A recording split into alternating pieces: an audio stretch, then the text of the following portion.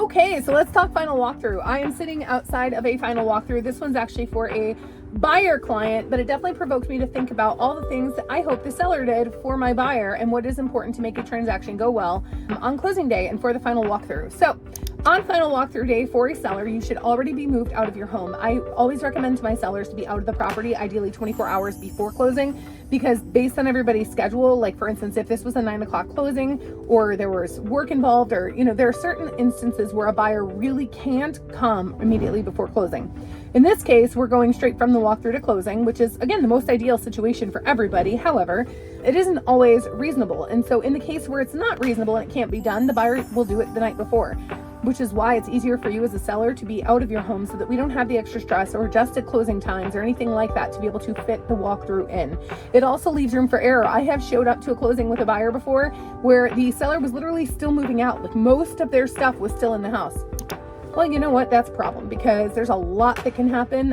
Essentially in that scenario, what we did is we held the seller's money in escrow, we being the attorneys really, but as a transaction, the seller's money was held in escrow until we were able to go back and verify that the home was left in the condition that it was supposed to be left in. It makes everything smooth and fast for everybody if we just follow the rules and everything's done the way it's supposed to. But again, we're moving. So along with verifying that everything that was supposed to be repaired or was agreed upon was repaired, they're also going to make sure that the home was just in general left in the condition it was supposed to be. So you didn't leave anything you were supposed to take. You didn't take anything you were supposed to leave. You didn't swap out beautiful stainless steel appliances for old rusty white ones. You didn't knock a hole in the wall when you're moving out. You didn't remove things from the walls and not patch and paint the holes. You didn't leave the home in a reasonably clean condition. You do not, as a seller, technically have to hire a professional cleaner. However, I will tell you that it is going to make your process a lot easier and smoother and increase the odds of a smooth walkthrough if you do hire a professional cleaner after you've moved out, which is another reason why it's really valuable to you to actually move out 24 hours beforehand. Another really, really important touch at this stage of the game is if you can leave a bottle of champagne or wine in the fridge, for preferably like champagne or sparkling wine, in the fridge for the buyer with 2 glasses. They can be inexpensive ones from the dollar store. If I'm your realtor, you can ask me for help figuring this out with a little card and a note.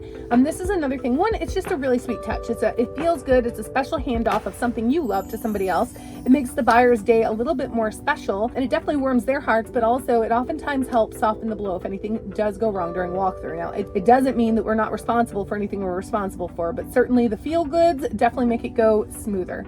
So that is final walkthrough from a seller's perspective, and make sure to check out the video on closing.